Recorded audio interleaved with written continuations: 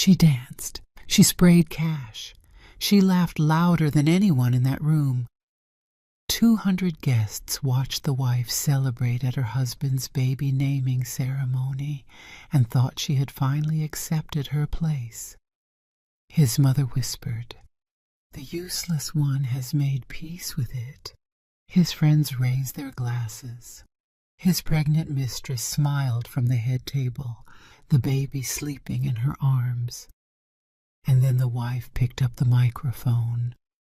What came out of her mouth in the next 90 seconds destroyed her husband, exposed his best friend, and silenced the mother-in-law who had mocked her for 6 years because Vanessa Mitchell had been carrying a secret since before her wedding day, a medical document that proved her husband could never father a child, which means the baby everyone was celebrating was not his.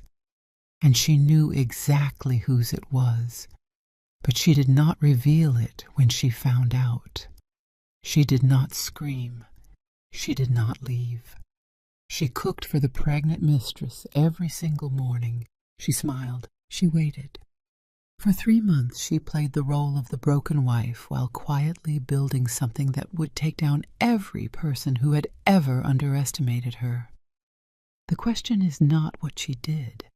The question is why she waited, and the answer will change the way you think about patience, silence, and the quiet women in your life you have been ignoring. This story carries a lesson that most people learn too late. Not every woman who stays is weak. Not every woman who smiles has forgiven you. Some women are simply waiting for the moment when the truth will cost you the most. This story will teach you to never confuse a woman's silence with surrender. If you are ready for a story that will keep you on the edge of your seat for the next 100 minutes, stay right here. Hit that subscribe button so you never miss a story like this one. Drop a comment and tell us where you are watching from. And if someone in your life needs to hear this message, share this video with them right now. Trust me, they will thank you for it. People say, fear women, but that is not true. You should fear a calm woman. You should fear the woman who smiles when she should be screaming. You should fear the woman who dances at a naming ceremony that was built on her humiliation, because that woman is not broken. That woman has a plan. And when her husband brought home a pregnant mistress and told his wife to take care of the woman replacing her, she said, "Okay." Now, if you are watching this and your first thought is, "I would never," hold on. Because what Vanessa Mitchell did next is something no one saw coming. Not her husband, not the pregnant mistress, not even the mother-in-law who had spent years tearing her apart. See, most people expected her to crumble. That is what her husband was counting on. A broken wife who would quietly disappear while he celebrated his new life. But she did not crumble. She cooked, she cleaned, she served the pregnant mistress with a smile every single day. And if you think that sounds like a woman who gave up, you are making the exact same mistake her husband made.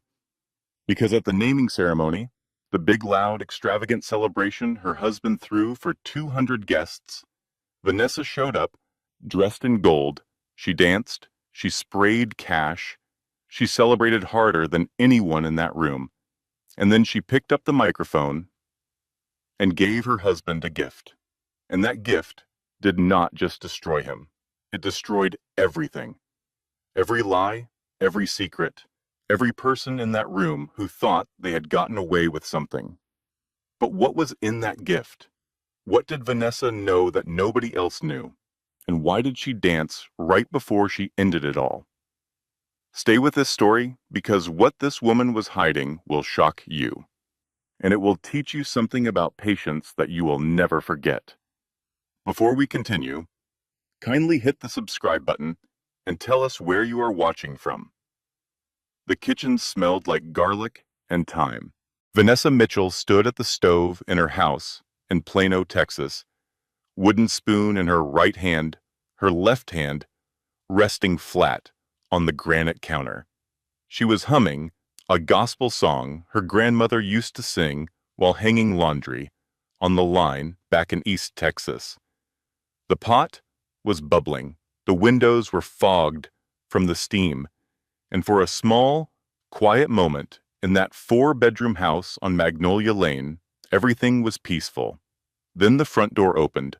Michael's shoes hit the hardwood the way they always did, heavy, confident, the stride of a man who believed he owned every room he walked into.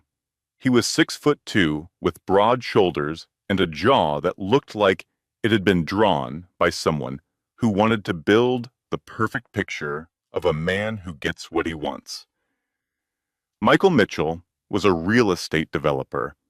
He had built his company from nothing, or at least that is the story he told at dinner parties. The truth was a little more complicated, but we will get to that. Tonight there was a second pair of footsteps behind his. Lighter, slower, the careful steps of someone walking into a place they had never been before, but fully intended to stay. Vanessa turned the burner down. She wiped her hands on her apron and walked into the living room. And there he was, her husband of 6 years, standing in the center of the room, with his chest puffed out and his chin tilted upward at that particular angle he used in business meetings when he was about to say something he had rehearsed. He had practiced the words. He had adjusted his tone. He had convinced himself that what he was about to do was not just acceptable, but necessary. But Vanessa barely looked at Michael, because standing behind him, one hand resting on a belly that was round and full and impossible to ignore, was a young woman Vanessa had never seen before in her life. She was young, mid-20s at most. She had long auburn hair pulled into a loose ponytail, and she was wearing a white sundress that stretched across her stomach. She was not chewing gum or scanning the room with entitlement. She looked nervous. Her free hand was clutching the handle of a small, rolling suitcase, and her eyes were darting between Michael and Vanessa with the expression of someone who had been told one story and was now realizing the truth might be very different. Vanessa. Michael's voice filled the room. He did not whisper it. He did not ease into it. He said her name the way a man reads a memo he expects to be obeyed. "This is Ashley. Ashley Brennan. She is carrying my son." The words landed in the room and just stayed there. Heavy, shameless, hanging in the air between the three of them like smoke that refused to clear. But Michael was not finished. He took a step forward and put his hands in his pockets, the way a man stands when he wants to appear casual about something that is anything but casual. "I have been praying about this, Vanessa. I have talked to Pastor Whitfield. A man's legacy is his children. Ashley is giving me what you could not. I am not asking you to leave. I am asking you to help me raise the next generation of Mitchells. This is God's plan." Let me pause here, because what Michael Mitchell just did was not simply cruel. It was strategic. He did not storm in and scream. He did not throw things. He wrapped his cruelty in Scripture.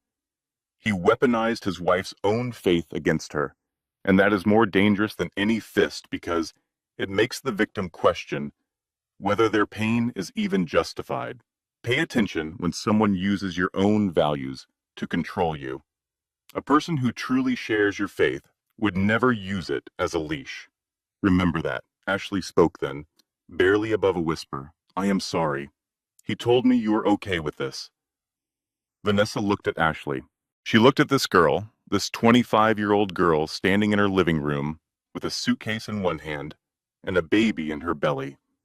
And Vanessa understood something in that moment that would take months for anyone else to figure out. Ashley was not the enemy. Ashley was a pawn, a frightened, pregnant pawn who had been fed a story by a man who was very good at telling stories.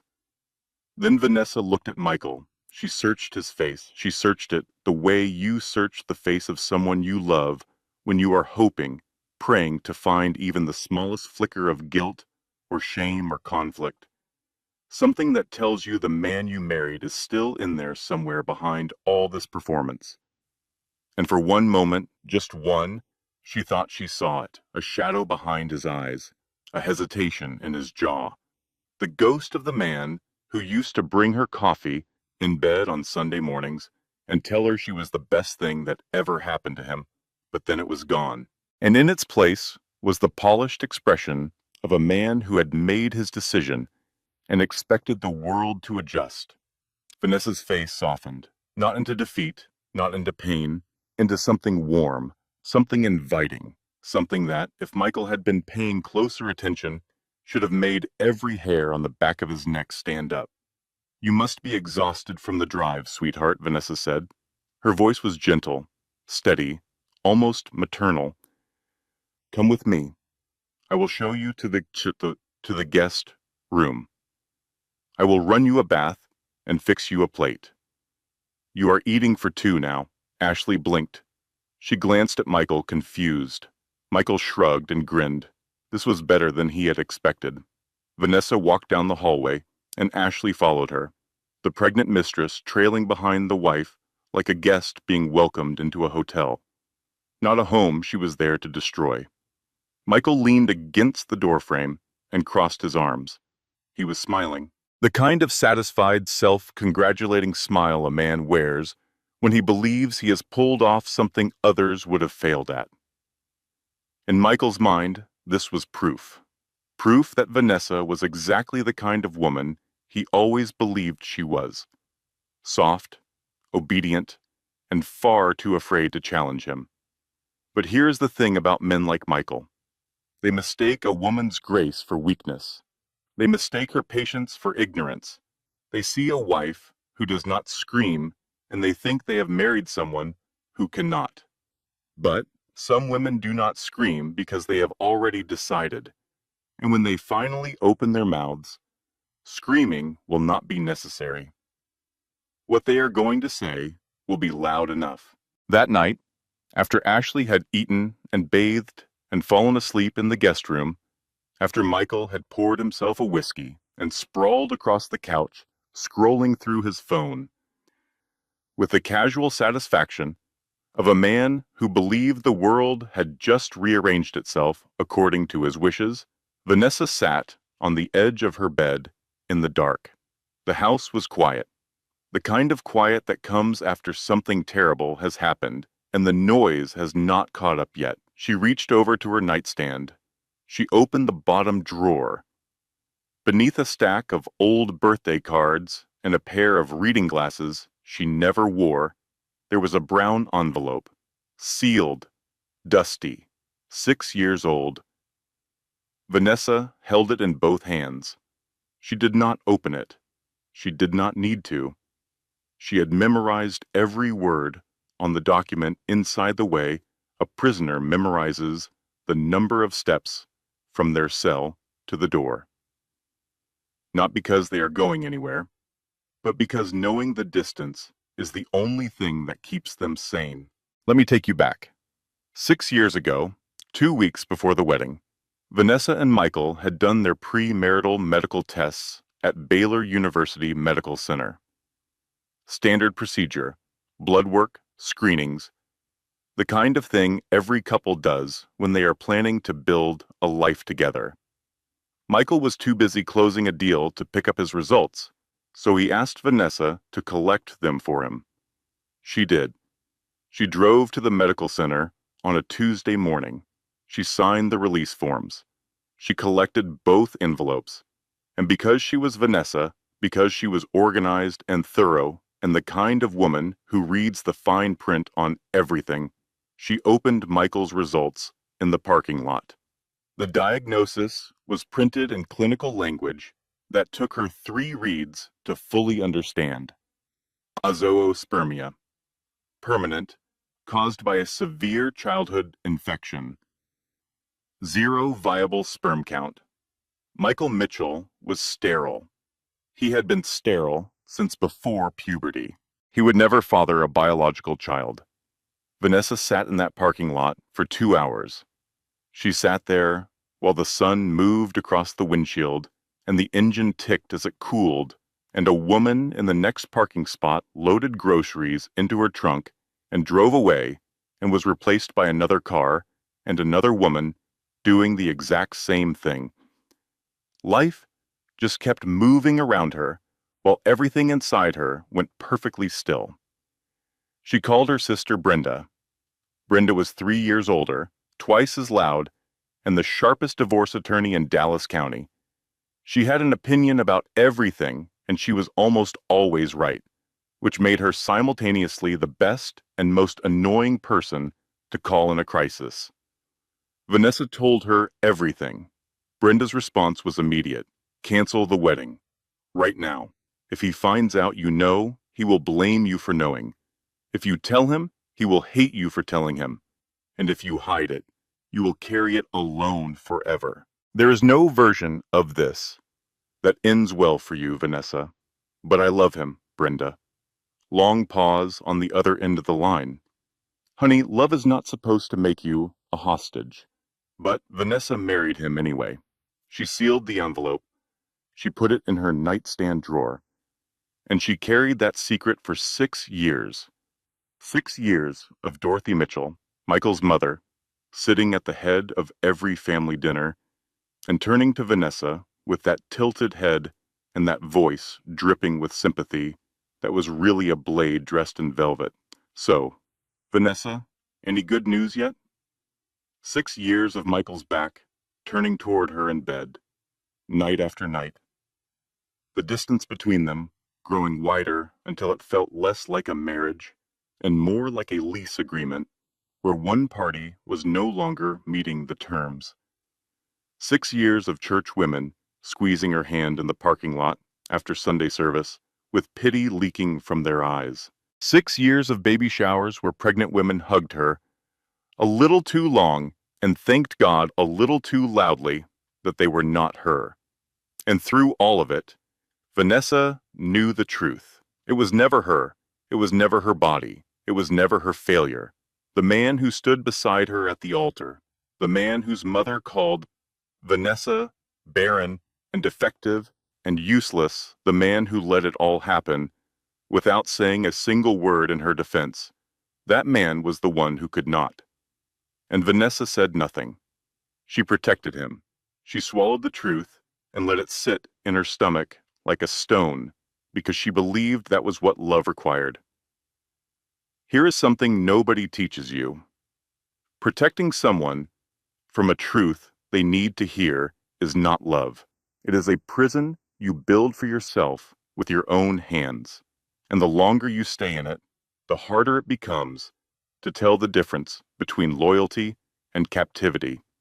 Vanessa put the envelope back in the drawer. She closed it. She picked up her phone and called Brenda. It is happening, she said. He brought someone home. Brenda's voice on the other end went from sleepy to sharp in half a second. I will have divorce papers drafted by Monday morning. Say the word and I will file before he finishes his coffee. Not yet, Vanessa said. I need to understand something first. What do you need to understand?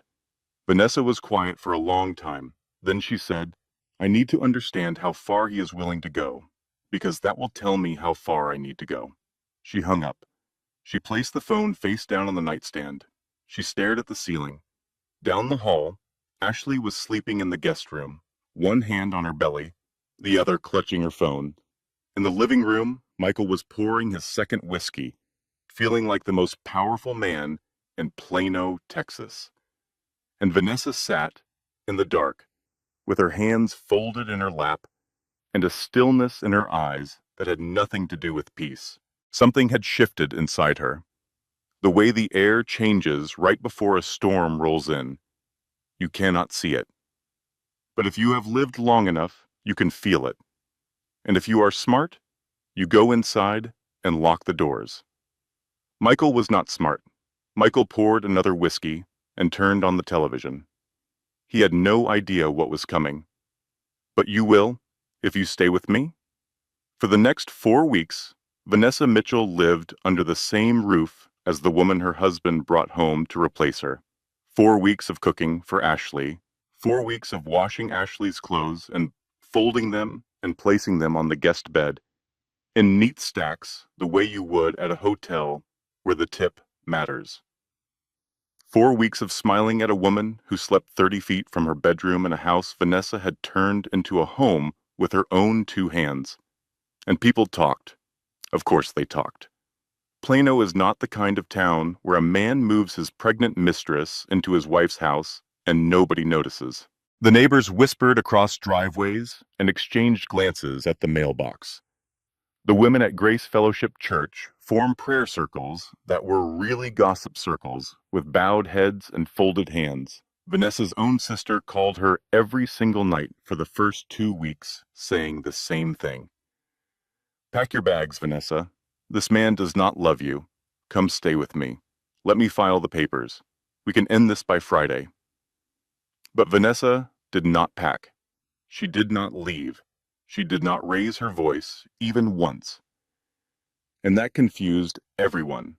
But the person it confused most was Ashley. See, Ashley Brennan had walked into that house expecting a war. She was 25 years old, almost 7 months pregnant, and full of the kind of confidence that only exists in someone who has never been truly tested by life. Michael had told her everything she needed to hear. He told her his wife was weak. He told her his wife was barren. He told her Vanessa would probably cry for a few days and then fall in line, because that is what Vanessa did. She fell in line. And for the first week, it looked exactly like that. Vanessa woke up every morning at 6. She made breakfast for 3. Turkey bacon because Ashley said pork made her nauseous. Toast with the crusts removed because Ashley mentioned once, just once, a truth that she preferred it that way. And Vanessa remembered. She remembered every preference, every craving, every complaint Ashley muttered under her breath while scrolling through her phone at the kitchen table. Michael watched this happen every morning, and every morning it made him feel taller. He would sit at the head of the table with his coffee and his phone, watching his wife serve as pregnant mistress, and he felt like a king surveying his kingdom. Everything was in order. Everyone was in their place. He bragged about it too. On weekends, Michael would have his friends over, 2 or 3 at a time, sitting on the back patio with beers and brisket, while Vanessa served plates and refilled glasses. And Michael would lean back in his chair, belly full, grin wide, and say something like, "A woman who knows her place is a blessing." Vanessa finally gets it. She knows her time is up. His friends would laugh, some uncomfortably, some genuinely, but one of them did not laugh at all. His name was Daniel Hargrove. Now let me tell you something about Daniel. Daniel was Michael's best friend, had been since college.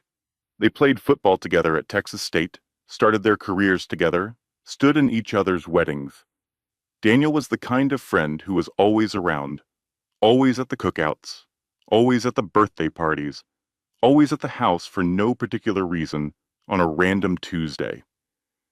Michael trusted Daniel with everything, his business deals, his secrets, his house keys. Daniel Hargrove was the one person Michael believed would never betray him. Remember that. It becomes important later. But Vanessa noticed something about Daniel that nobody else noticed. Something small.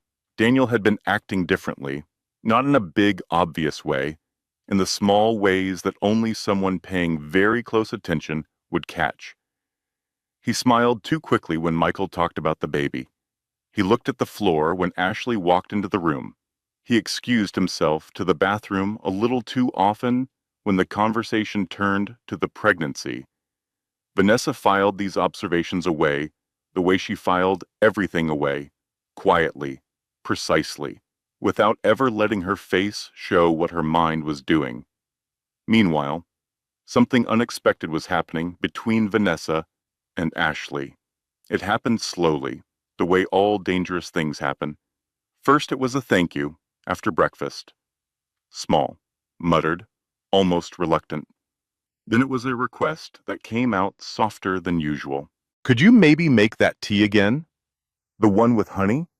Then one night, about 3 weeks in, when Michael was out late and Ashley could not sleep because the baby was kicking and her back was on fire, she knocked on Vanessa's bedroom door. Vanessa opened it. Ashley stood in the hallway in an oversized t-shirt, one hand on her belly, eyes red from crying. My back hurts really bad. I cannot reach Michael. He is not picking up his phone. Vanessa stepped aside. Come sit on the bed. She rubbed Ashley's back for 45 minutes. She heated a towel in the dryer and pressed it against her lower spine. She made chamomile tea and sat with her until the pain faded and Ashley's eyes got heavy. Why are you being so nice to me? Ashley asked, half asleep. The question slipping out the way truths only do when someone's guard is completely down. Vanessa pulled the blanket up to Ashley's chin. Because someone should be, she said, and that answer, that gentle, devastating, perfectly measured answer, did something to Ashley that Michael's money and Michael's promises never could. It made Ashley trust Vanessa, and trust in the hands of a patient woman is the most dangerous currency in the world. The weeks turned into a full month, and Vanessa was not just watching Ashley, she was working. Behind every smile and every plate of French toast and every folded towel, Vanessa was building something. She was working with Brenda to document every financial asset Michael owned. She was confirming what she already knew, that the house on Magnolia Lane was deeded in her father's name. Her father, a retired Marine named Robert Lawson, had bought the house as a wedding gift, but had never transferred the title. It was still his, which meant it was still hers. She was gathering evidence, quietly, methodically. The way a woman gathers evidence, when she knows that when the moment comes, she will only get one chance to use it. 5 weeks after Ashley moved in, Brenda called with news that made Vanessa's hands shake for the first time in over a month. It is airtight, Brenda said. Her voice had the crisp satisfaction of a lawyer who has just finished building a case she knows cannot be broken. The house is Daddy's. Michael's business assets are well documented. I have records of every deposit, every withdrawal, every transfer he has made in the last 3 years. Combined with the infidelity evidence and the medical records, you will walk away clean. The house, a fair settlement, and a divorce decree before summer. Vanessa sat on the back porch that evening with a glass of sweet tea. The sun was going down, painting the sky in shades of gold and peach. She watched a pair of cardinals chase each other across the yard. She listened to the neighbor's sprinkler ticking in steady rhythm, and for the first time in 5 weeks, she exhaled. It felt like stepping out of a room where the ceiling had been getting lower every day. She could breathe. She could see the end. Not just the end of the marriage, but the end of the performance. No more cooking for Ashley. No more smiling at Michael's cruelty. No more sitting at Dorothy's dinner table and absorbing insults like a sponge that never gets wrung out.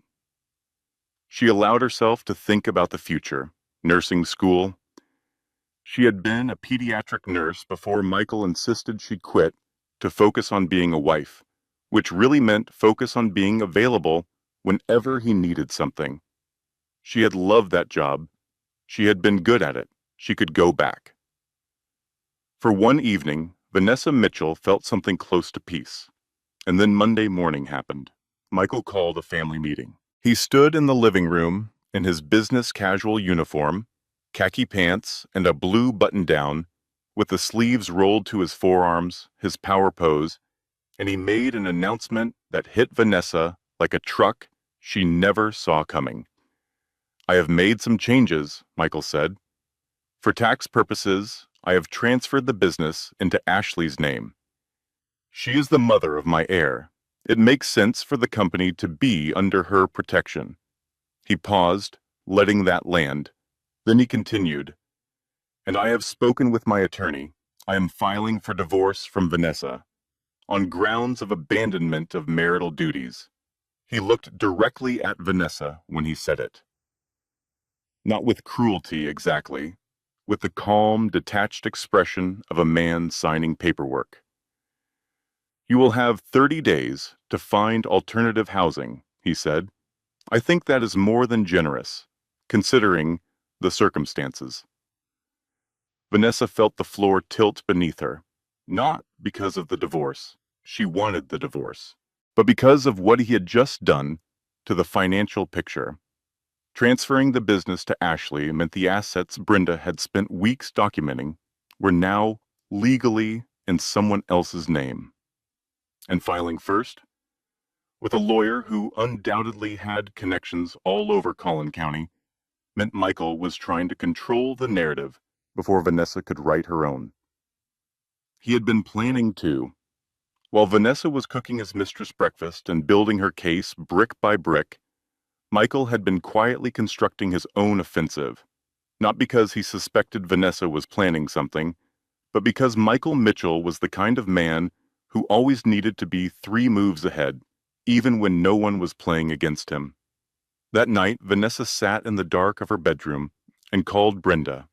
"He lawyered up before I did," Vanessa said. Her voice was steady, but thin, like a wire pulled too tight. Brenda was quiet for a moment. Then she said, "We are still in a strong position. The house is Daddy's. That does not change, and a judge is going to look very unfavorably at a man who transferred business assets to his mistress right before a divorce filing. That is textbook dissipation of marital assets. But I am not going to lie to you, Vanessa. This just got complicated. And complicated means time. Time. That was the one thing Vanessa was running out of. Michael wanted her out in 30 days. The naming ceremony for the baby was being planned for 3 weeks from now. And every day she stayed in that house, she could feel the walls closing in tighter. She reached for the nightstand drawer. She pulled out the brown envelope. She held it in the dim light coming through the curtains. She could end this right now. One conversation, one piece of paper. "Michael, you are sterile. You have always been sterile. This baby is not yours. Game over." But if she played that card now, in private, with no witnesses, Michael would deny it. He would destroy the document. He would call her a liar and spin the story the way he always spun stories, with that jaw set and that voice so confident it made you doubt your own memory. She needed witnesses. She needed a room full of people who could not unhear what she was about to say. She needed the naming ceremony. Vanessa put the envelope back. She turned off the light, and she waited. The 8th week. The baby was due any day. Ashley was enormous and uncomfortable and increasingly dependent on Vanessa in ways that would have been ironic if they were not so deeply sad. She asked Vanessa to help her pick out the baby's coming home outfit.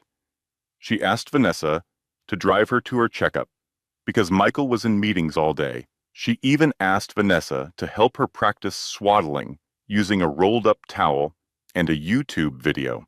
And through all of it, Vanessa was watching. Not just Ashley. She was watching Daniel. Because the small things she had noticed weeks ago had not stopped. They had multiplied. Daniel brought Ashley's favorite sparkling water to the house without anyone asking him to. Daniel knew Ashley's exact due date, down to the day, even though Michael had only ever said late April. Daniel's eyes found Ashley the moment he walked into any room, then immediately looked away, the reflex of someone who has trained themselves not to stare at the person they want to stare at most. And then Vanessa found the receipt. It was a Tuesday. She was doing laundry, a chore she had taken over completely because it gave her access to every pocket and every jacket in the house. She reached into the inside pocket of a navy blazer she assumed was Michael's, and pulled out a folded pharmacy receipt. She unfolded it. The receipt was from a Walgreens on Preston Road. The purchase was a bottle of prenatal vitamins. The date was from 7 months ago, 3 months before Michael claimed he found out Ashley was pregnant. Vanessa looked at the name on the receipt.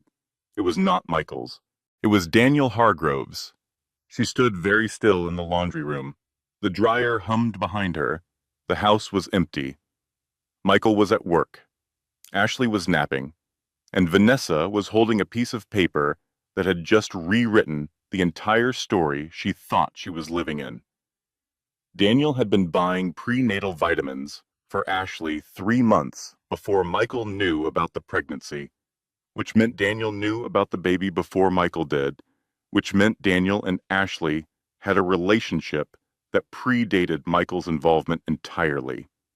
Vanessa did the math. She did it slowly, carefully, the way a woman does math when the answer is going to change everything. If Daniel and Ashley were together before Michael, and if Michael was sterile, then the baby Ashley was carrying, the baby Michael had upended his entire life for, the baby he called his heir, and his legacy and the future of the Mitchell name was not Michael's baby. It was Daniel's. Vanessa put the receipt in her pocket. She did not gasp. She did not sit down. She finished folding the laundry, placed it in neat stacks on the bed, and walked to the kitchen to start dinner. Sometimes the truth does not arrive as one big revelation. It arrives as a pharmacy receipt in a jacket pocket.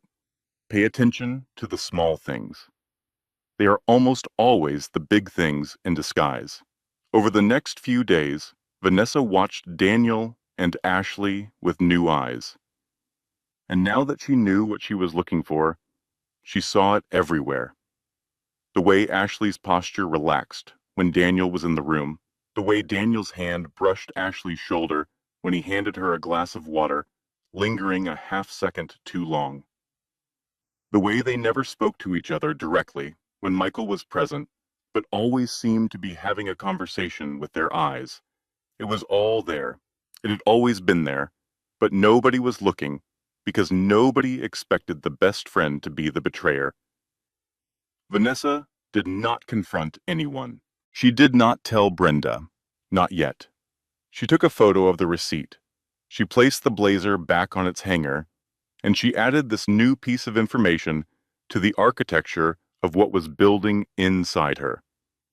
The naming ceremony was 2 weeks away. Michael had booked the Whitfield Event Hall. He had hired a caterer. He had ordered 200 invitations printed in gold lettering that read, "Welcome Michael Jr. The legacy continues. 200 guests, 200 witnesses." Vanessa did not change her expression. She did not alter her routine. She continued to cook. She continued to clean.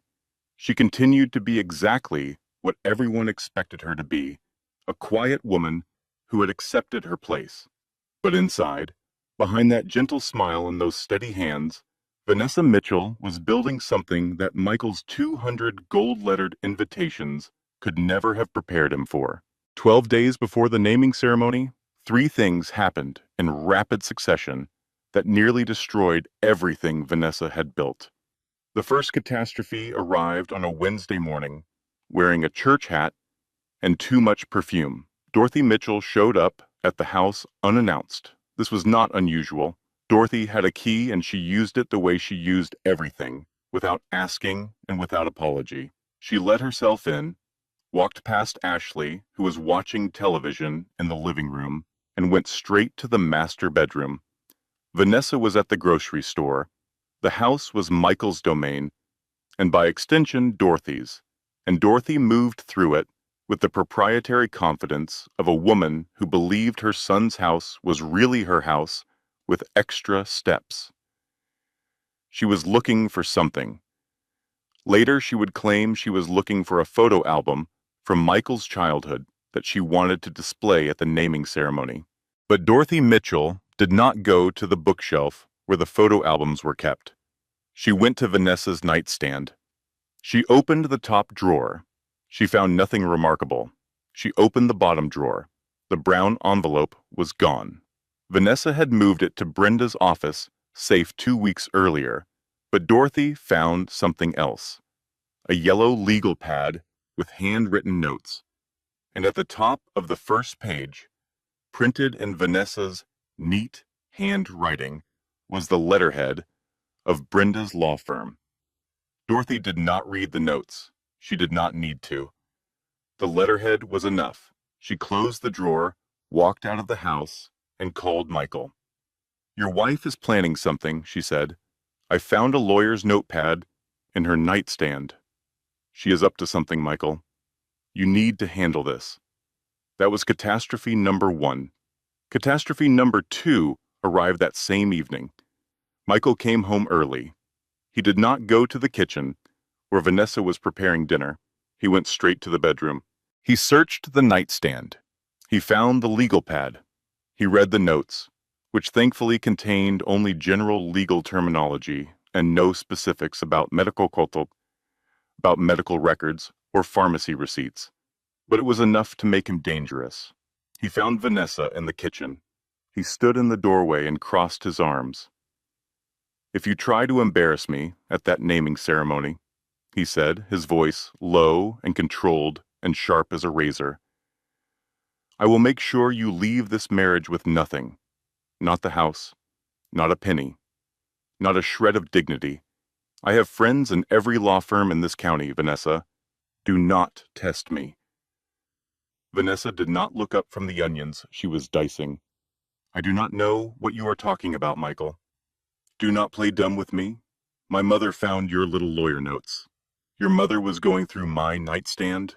My mother can go through whatever she wants in my house." Vanessa set down the knife. She wiped her hands on the dish towel and looked at Michael with an expression that was perfectly, terrifyingly neutral. "I spoke with a lawyer because you told me you are filing for divorce, Michael. That is not a crime. That is common sense." Michael stared at her. He was looking for cracks, looking for fear, looking for some sign that his threat had landed where he intended it to land. He found nothing. Vanessa's face was as smooth and unreadable as a lake on a windless day. Michael turned and walked out, but the threat hung in the air like smoke, and Vanessa knew that her margin for error had just gotten thinner than paper. Catastrophe number 3 came the next day, and this one was the worst. Daniel Hargrove showed up at the house in the middle of the afternoon. Michael was at work. Ashley was at a doctor's appointment. Vanessa was alone. Daniel walked into the kitchen without knocking. He was sweating. His shirt collar was dark with it. His eyes were the eyes of a man who has not slept properly in days and has been running on caffeine and panic. "I know you know," he said. His voice was shaking. "About me and Ashley. I have seen the way you look at me. You have figured it out." Vanessa said nothing. She leaned against the counter and let him talk. "If you say anything at that ceremony, I will deny everything. I will tell Michael you made it up because you are bitter. I will tell everyone you are a jealous, barren woman trying to destroy a happy family. It will be your word against mine, and nobody in that room is going to believe the discarded wife over the best friend." He was breathing hard. His hands were clenched at his sides. He was not threatening Vanessa with violence. He was threatening her with something he believed was worse: irrelevance. The idea that no one would listen to her even if she screamed the truth from the rooftop. Vanessa looked at Daniel for a long moment. Then she spoke, and her voice was so quiet he had to lean forward to hear it. "Daniel, I do not need anyone to believe me. I have Michael's medical records from Baylor University Medical Center. They show he has a condition called azoospermia, permanent 0 sperm count. He has never been capable of fathering a child, which means your DNA is the only explanation for that baby. So you can deny it all you want. Math does not lie, and neither does a blood test." Daniel's face went white. Not pale, white. The color of a man who has just realized that the walls he built around his secret were made of paper. He left without another word. Vanessa stood alone in the kitchen. Her hands were trembling, not with fear, with adrenaline. 3 catastrophes in 3 days. Dorothy finding the notepad, Michael issuing his threat, Daniel trying to preemptively discredit her. Any one of these could have broken her plan. Any one of these could have made a lesser woman fold. But Vanessa Mitchell was not a lesser woman. She was a woman who had survived 6 years of Dorothy's dinner table. She was a woman who had carried a secret that could destroy her husband and chose mercy every single day for 2,190 days. 3 more catastrophes were not going to stop her. They were going to fuel her. When someone threatens you with, "Nobody will believe you," they are telling you they know you are right. People do not threaten to discredit the truth unless the truth is exactly what they are afraid of. Remember that. 9 days until the naming ceremony, Vanessa picked up her phone and called Brenda. "Is everything still on track?" "Everything is ready," Brenda said. "Divorce papers are finalized. The medical report is professionally framed. And I have something new for you." A private investigator found a joint bank account opened by Daniel Hargrove and Ashley Brennan 4 months before Michael even knew Ashley existed. Hotel receipts too. "This is ironclad." "Good," Vanessa said. "Saturday. Everything happened Saturday." The baby came on a rainy Tuesday morning, 8 days before the naming ceremony. Ashley's water broke at 4 in the morning. Michael drove her to the hospital in a panic, running 2 red lights and forgetting his wallet on the kitchen counter. But it was Vanessa who had packed the hospital bag 3 days earlier. It was Vanessa who had folded the baby's first outfit and placed it in a clear bag. It was Vanessa who had written a small card that said, "Welcome to the world, little one." The delivery was smooth. A healthy baby boy, 7 pounds, 4 ounces. Michael held his son in the hospital room and cried. Real tears. The kind that come from somewhere so deep they catch even the person crying off guard. He kissed Ashley's forehead. He called his mother. He called Daniel. He called everyone, except Vanessa. But Vanessa was already there. She had driven to the hospital separately, sat in the waiting room for 6 hours, and when the nurse came out to announce the birth, Vanessa stood, smoothed her dress, and said, "Beautiful, just beautiful."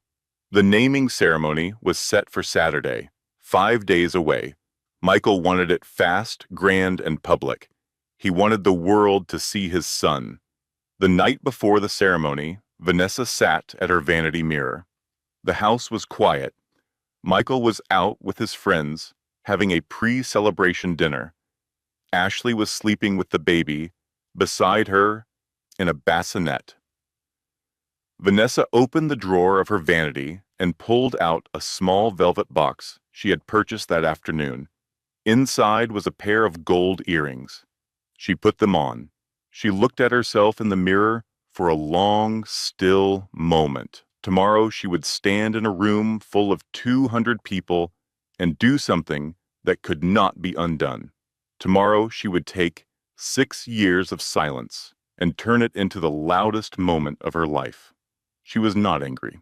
That surprised her. She had expected to feel rage, the kind of rage that burns hot and bright and makes your hands shake. But what she felt instead was something cooler, something more precise. It was the feeling of a woman who had weighed every option, considered every consequence, and arrived at a decision that was not born from impulse, but from absolute clarity. She thought about the version of herself who had sat in that hospital parking lot 6 years ago, holding Michael's medical results in trembling hands, crying into the phone while Brenda told her to cancel the wedding. She thought about all the versions of herself between then and now. The version who served Thanksgiving dinner while Dorothy told the entire table that God was punishing Vanessa for something she must have done in a past life. The version who lay awake at night beside a man who had turned his back to her so many times she had memorized the pattern of moles on his shoulder blades. The version who packed a hospital bag for another woman's baby with steady hands and a breaking heart. All of those versions had carried the weight so that this version, the one sitting in front of this mirror in gold earrings, could finally set it down. She turned off the light. She went to bed. She slept better than she had slept in 6 years. Saturday morning arrived wearing sunshine. Vanessa woke at 6. She showered. She did her hair. She put on the gold dress she had picked out 2 weeks ago, fitted and elegant. She clasped the gold necklace her grandmother had left her. She looked in the mirror one last time. The woman looking back at her was not the woman Michael had married. That woman was gone. In her place was someone new, someone who had been forged in 6 years of fire and was about to walk through it one final time. She picked up her purse. Inside it was the brown envelope, the stack of cash, the divorce papers, and a tube of lipstick she applied one final time before walking out the door. "Let us go," she said to no one. The Whitfield event, hall on Preston Lane, was the kind of place people in Plano rented when they wanted everyone to know they had money. High ceilings, polished concrete floors, floor-to-ceiling windows that let the Texas light pour in like God himself was providing stage lighting. Michael had spared no expense. Round tables draped in white linen filled the room. Gold centerpieces sat on every table. A banner stretched across the back wall in bold lettering. "Welcome, Michael Jr. The legacy continues." The barbecue station ran along the left side of the hall. Brisket, ribs, pulled pork, cornbread, coleslaw, and pecan pie.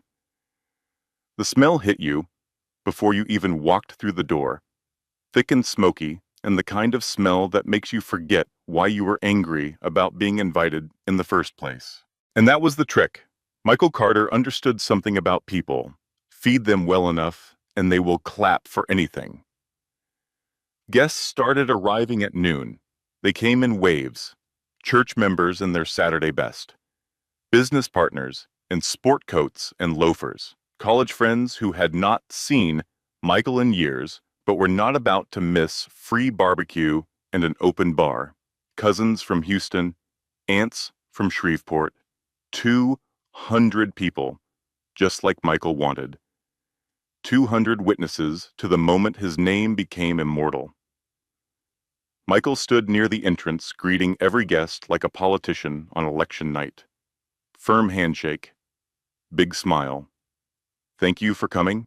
Wait till you see my boy. He has got my jawline already." He was wearing a custom navy suit with a gold pocket square that matched the invitations. In his inside jacket pocket was a small velvet box containing a 2-carat diamond ring. Today was not just about the baby. Today, Michael Mitchell was going to propose to Ashley in front of every person who mattered in his life. Ashley sat at the head table in a cream-colored dress. The baby was asleep in her arms.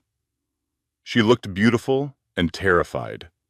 Her eyes kept scanning the room, looking for someone. She found Daniel in the third row. Their eyes met for half a second, then both looked away. Dorothy Mitchell was already working the room. She moved between tables like a campaign manager, hugging guests she barely knew, dabbing her eyes with a handkerchief she did not need, whispering loud enough for 5 tables to hear. "My grandson, my legacy, God is faithful." She stopped at the table where Vanessa's family was sitting. Vanessa's father, Robert, sat with his back straight and his jaw set. A retired Marine who looked like he was attending a briefing rather than a party. Brenda sat beside him, her purse on her lap, her eyes sharp, her leg bouncing under the table. With barely contained energy, Dorothy squeezed Robert's hand and tilted her head. "Thank you for coming. I know this must be difficult." Robert looked at Dorothy the way a man looks at a wasp that has landed on his plate, with patience, but with the clear understanding that patience has a limit. Brenda put her hand on her father's arm. "Not yet, Daddy," she whispered. "Not yet." And then Vanessa walked in. The room did not go silent, not exactly, but something shifted. Conversations did not stop. They just got quieter. Heads turned in sequence, a ripple that started at the tables nearest the door and moved inward like a wave. Because Vanessa Mitchell did not walk into that naming ceremony looking like a woman who had been replaced. She was wearing the fitted gold dress that moved when she moved. The gold jewelry, her grandmother's necklace, caught the light from the windows every time she took a step. Her hair was done. Her makeup was flawless. Her posture was the posture of a woman who had somewhere to be and knew exactly what she was going to do when she got there. She walked through that room like she owned it, not with arrogance, with certainty, the kind of certainty that makes people stare without knowing why. Michael saw her from across the room. His smile flickered for half a second, just a glitch. Then it came back wider than before. He nudged one of his friends. "See? She showed up. She knows her place." Dorothy watched Vanessa cross the room and leaned toward the woman sitting next to her. Look at her, dressed up like she is the guest of honor. Sad, really. Vanessa did not sit down. She did not go to a corner. She walked straight to the barbecue station, picked up a plate, loaded it with brisket and cornbread, and sat down at a table right in the center of the room. She ate slowly. She smiled at the people around her. She complimented the coleslaw. And then the music changed. The DJ switched from the background playlist to something with bass and drums, the kind of beat that makes your chest vibrate and your feet move before your brain gives permission. A few guests got up. Michael's cousins hit the floor first, pulling reluctant wives behind them. The energy shifted from polite to alive, and that is when Vanessa stood up. She pushed her chair back. She set her napkin on the table, and she walked to the dance floor. She danced. Not the polite, restrained two-step that wives do at events where they are trying not to draw attention. Vanessa danced like a woman who had been set free from something heavy. She moved with her whole body, arms up, head back, laughing, spinning. She clapped on the offbeat, and the room clapped with her, caught up in an energy they did not understand but could not resist. Then she reached into her purse. She pulled out the stack of cash, crisp bills, folded once, and she started spraying it toward the head table, into the air, where it floated and spun under the lights like confetti. She sprayed money on Ashley. She sprayed money toward Michael. She danced and she sprayed and she laughed and the room erupted. Michael was grinning so wide his face looked like it might split open. He turned to his mother.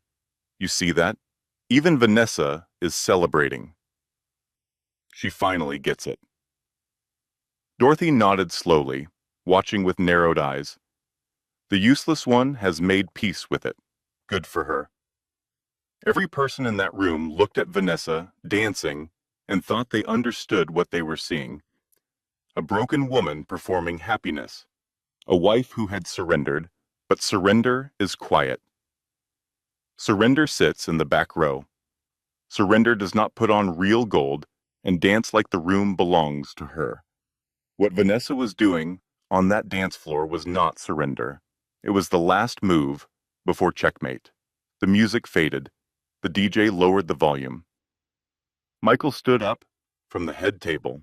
He straightened his jacket. He touched the velvet box in his pocket. This was his moment, the proposal, the final act of his grand production. He walked toward the DJ booth and took the microphone. The room began to settle. Chairs scraped, conversations dimmed. 200 people turned their attention to the man at the front of the room. "Ladies and gentlemen," Michael said, his voice booming with the confidence of a man who had never once doubted his right to be heard. Thank you all for being here to celebrate my son, Michael Jr., the next generation of the Mitchell name. Applause. Whistles from his college friends, Dorothy dabbing her eyes. But I have one more announcement, Michael continued. He pulled the velvet box from his pocket and turned toward Ashley. Ashley Brennan, you have given me the greatest gift a man can receive. He opened the box. The diamond caught the light. A gasp rippled through the room. Will you? Michael? Vanessa's voice cut through the room. Not loud, not shrill, but clear and sharp and perfectly timed, like a single note struck on a piano in an otherwise silent concert hall. She was standing 10 feet from him. Her hand was extended. Before you finish that sentence, she said, I have a gift for your son, may I? The room was confused. Michael hesitated. The velvet box was still open in his hand. But 200 people were watching, and refusing his wife's gift to his child would look cruel, even by his standards. He lowered the box. He forced a smile. He handed her the microphone. From the corner table, Brenda whispered to her father, Here we go. Robert took one more bite of his brisket and set down his fork. He folded his hands on the table. He was ready. Vanessa held the microphone. 200 people were silent, the kind of silence that has weight. You could feel it pressing against your chest, pressing against the windows, pressing against the gold centerpieces that were not real gold, but close enough to fool people who were not paying attention. My husband, Vanessa said. Her voice was smooth, controlled, warm, even. The kind of voice you use when you are about to say something you have rehearsed so many times it no longer carries any emotion, just precision. Congratulations on your son. Michael leaned back in his chair and grinned. Thank you, baby. Maybe you will learn something from Ashley. A few people laughed. Not many, but enough for Michael to feel like he had landed a joke. Vanessa smiled. She let the laughter settle. She let it die completely. And then she began. 6 years ago, 2 weeks before our wedding, we did pre-marital medical tests. Standard procedure, blood work, screenings. Nothing unusual. But you were too busy to pick up your results, Michael. You asked me to collect them for you, so I did. Michael's smile was still there, but it was frozen now.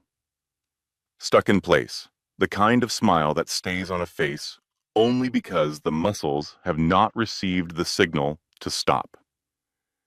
I picked them up from Baylor University Medical Center, Vanessa continued, and I read them. And what I found in those results changed everything, but I hid them because I loved you, because I did not want to damage your ego, because I thought protecting you was my job, even when you never once thought protecting me was yours. She opened her purse. She pulled out the brown envelope. She opened it slowly, deliberately, with the steady hands of a woman who had been waiting 6 years for this exact moment. She pulled out a framed medical report and held it up where the room could see it. This is a diagnosis of azoospermia, she said. For those of you who do not know the medical term, it means 0 sperm count, permanent, caused by a severe childhood infection. Michael Mitchell has not been capable of fathering a child since before we ever met. The silence in that room was the kind of silence that changes the shape of a room. You could feel it pressing against every surface. 200 people sat frozen, forks suspended, glasses halfway to lips, mouths open, eyes locked on the woman at the front of the room holding a piece of paper that had just rewritten every story Michael Mitchell had ever told about himself. Michael's face had gone gray, not pale. Gray, the color of a man whose brain is processing information faster than his body can respond to it. His eyes were on the medical report. His mouth was open, but nothing was coming out. I carried this secret for 6 years, Vanessa said. I let your mother call me barren at every dinner table. I let this church pray for my womb. I let you turn your back to me in bed every night like I was defective. I endured all of it because I loved you. And not once in 6 years, did you ever stop to wonder whether the problem might not be me. She turned back to face the full room. So if Michael has 0 sperm count, she said, and there is a baby, then the question is simple. Whose baby is it? She did not look at Daniel. This was deliberate. She looked at the room. She let the room do the work. And it did. Heads were already turning. Eyes were already scanning. 200 brains were completing the equation she had just laid out for them, searching for the variable, searching for the answer that was sitting in the third row in a gray suit with sweat running down his temples. Daniel Hargrove was standing. His chair had fallen behind him. His face was the color of old paper. His mouth was opening and closing, but no sound was coming out. Michael looked at Daniel. The realization crossed his face slowly, floor by floor, like watching a building collapse. Danny? His voice cracked on the name of his best friend, the man who had stood at his wedding, the man who had sat at his table every weekend for years, the man who had looked him in the eye for months while sleeping with the woman carrying the baby. Michael believed was his legacy. Then Ashley stood. She was crying, but she was also done. Michael, I'm sorry, she said, but you know the truth, even if you will not admit it. Daniel and I were together before you. You found out. You told Daniel to step aside. You took me from him because you wanted an heir, and you did not care who got hurt. Daniel was too afraid to say no to you. I was too afraid and too pregnant to fight. The room cracked open, not all at once, the way ice cracks on a lake. One sharp sound and then splitting in every direction. Gasps, whispers, the scraping of chairs. But Vanessa was not finished. She spoke once more, and her voice was steady as stone. There is one more thing, she said.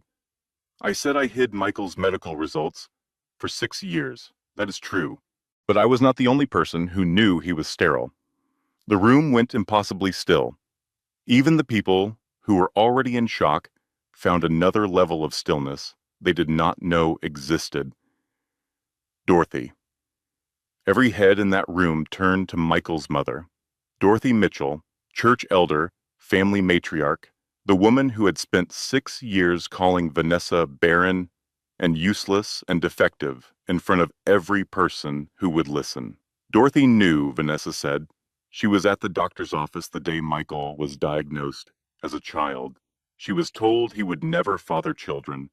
She has known for over 20 years. And she let her son believe the failure was mine. She sat at that dinner table year after year, mocking me, humiliating me, knowing it was her own son who could not. Because admitting the truth would have meant admitting that her perfect son had a flaw. And Dorothy Mitchell does not allow flaws in her legacy.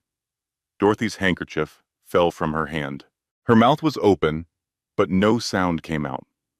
For the first time in her life, the woman who always had something to say had nothing at all. Michael turned to his mother. His face was no longer gray. It was broken, not with rage, with grief. The kind of grief that comes from realizing the person who was supposed to protect you was the one who set you up to fail. Mom, is that true? Did you know? Dorothy said nothing, and her silence was the loudest answer in the room. Vanessa set the microphone down gently on the head table. She placed a manila folder beside it. Divorce papers. Signed, dated, ready. The house belongs to my father, she said, her voice carrying across the room one final time. It always has. You have 48 hours to collect your things. She turned to Ashley.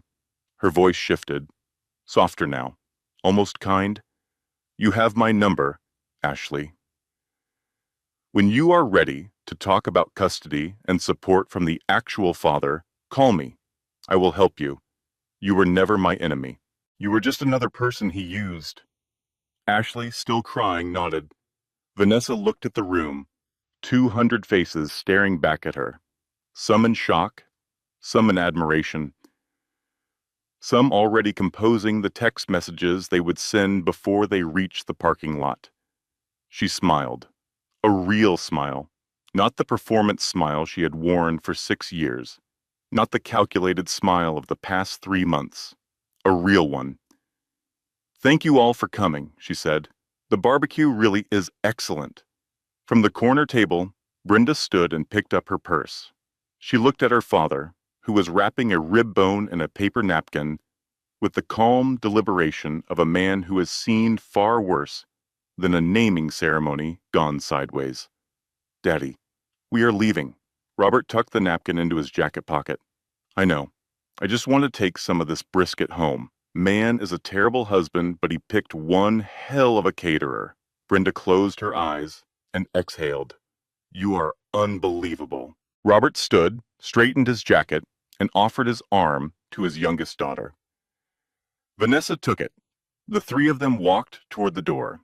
Vanessa, Robert, and Brenda. 3 generations of people who understood that dignity is not something someone gives you. It is something you carry with you, especially when everyone else expects you to leave it at the door behind them. The room erupted. Michael lunged across the head table toward Daniel. Glasses shattered. The baby screamed. Someone's wife screamed louder. The DJ cut the music. The barbecue station was abandoned. 200 guests scrambled out of the way as Michael grabbed Daniel by the collar, and the 2 men, who had been best friends since college, crashed into a table that had been set for a celebration and was now the wreckage of every lie they had both been living. Vanessa did not look back. Not once. She walked out of that naming ceremony the same way she walked in. Back straight, gold catching the light. Not a single tear on her face. She drove to the Marriott on Highway 75. She checked into a room on the 7th floor. She ordered grilled salmon and a glass of cold white wine from room service. She sat by the window and ate slowly, watching the sun go down over Plano, the city turning gold and then purple and then dark. Her phone buzzed on the nightstand. Then it buzzed again. Then it did not stop. Michael's mother. How could you embarrass him like that? You should be ashamed of yourself. Michael's aunt. That was unnecessary, Vanessa. You went too far. Michael's cousin. Family business should stay in the family. Every single message was about Michael's embarrassment. Not one of them mentioned 6 years of Vanessa's humiliation. Not one mentioned the pregnant mistress moved into her home. Not one mentioned the insults, the silence, the mocking, the years of being called barren and useless and defective at dinner tables and church parking lots and family reunions. The moment Michael was the one hurting, the whole family suddenly discovered the concept of compassion. That is something worth paying attention to. When the people who were silent during your pain suddenly find their voice during someone else's consequences, that tells you everything you need to know about whose comfort they were really protecting. Remember that. Vanessa read every message. She did not respond to a single one. Then a text from an unknown number. "This is Ashley. I do not know if you will even read this, but I need to say thank you. I did not deserve your kindness, and neither did Michael. But you gave it anyway, and I will never forget it. Daniel and I are going to figure things out. For the baby, the right way this time." Then a call from Brenda. "It is done," Brenda said. Her voice had the quiet satisfaction of a woman who had been waiting for this moment almost as long as Vanessa had. "Michael's lawyer called mine an hour ago. He is not contesting. He does not want this to drag out. He wants it quiet. He is agreeing to everything. The house stays yours. The settlement is fair. You are free, Vanessa." Long silence. "And Dorothy?" "Michael is not speaking to her," Brenda said.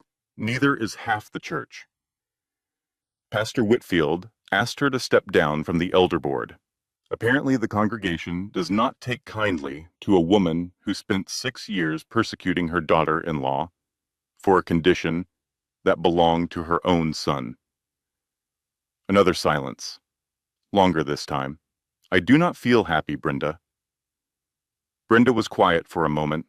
Then she said, "You are not supposed to. You did the right thing. And the right thing does not always feel good. It just feels finished." Vanessa hung up. She finished her salmon. She sipped her wine. She pulled the curtains closed and lay in the dark of that hotel room, staring at the ceiling the same way she had stared at the ceiling 3 months ago on the night Michael brought Ashley home. But this time the stillness in her eyes was different. 3 months ago it was the stillness of a woman preparing for war. Now it was the stillness of a woman who had finally laid down a weight she had been carrying so long she had forgotten what her shoulders felt like without it. 6 months later. Vanessa sat on the porch of her house on Magnolia Lane. Her house. The house her father had bought and her hands had turned into a home, and no man would ever take from her again.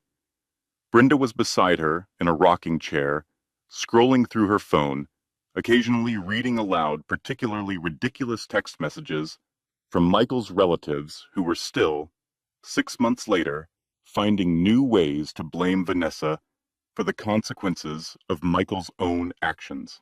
Their father was in the backyard, standing over a grill, turning chicken thighs with the focus and precision of a man who approaches barbecue the same way he approached military operations, methodically, without wasted motion, and with absolute confidence in the outcome. Vanessa had re-enrolled in nursing school. She started classes in the fall. She was thinner than she had been 6 months ago, quieter, but there was something in her eyes that had not been there before. Not hardness, not bitterness, clarity. The kind of clarity that only comes from walking through something that should have destroyed you and discovering that it did not. Her phone buzzed. A photo from Ashley, the baby, now 6 months old, sitting in Daniel Hargrove's lap at a park in Frisco. Daniel was smiling. Not the nervous, guilty, sweating smile Vanessa had seen at the naming ceremony. A real smile, the smile of a man who had finally stepped out from behind his best friend's shadow and into his own life. Ashley's caption read, "He said his first word today." It was Dada, the real one. Vanessa smiled. She set the phone down on the armrest of her chair. She picked up her glass of sweet tea and looked out at the yard. The same cardinals from before were back, chasing each other through the oak tree near the fence. Brenda looked over. "You okay?" Vanessa took a sip of her tea. She felt the ice clink against her teeth. She felt the warmth of the evening sun on her arms. She felt the solidness of the porch beneath her feet. "I wasted 6 years protecting a man who never once thought to protect me," she said. "I am not going to waste another minute being angry about it. I am just going to live." Brenda nodded. She did not say anything else. Some moments do not need more words.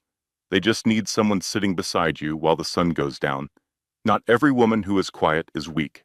Not every woman who stays is stuck. Not every woman who smiles at your cruelty has forgiven it.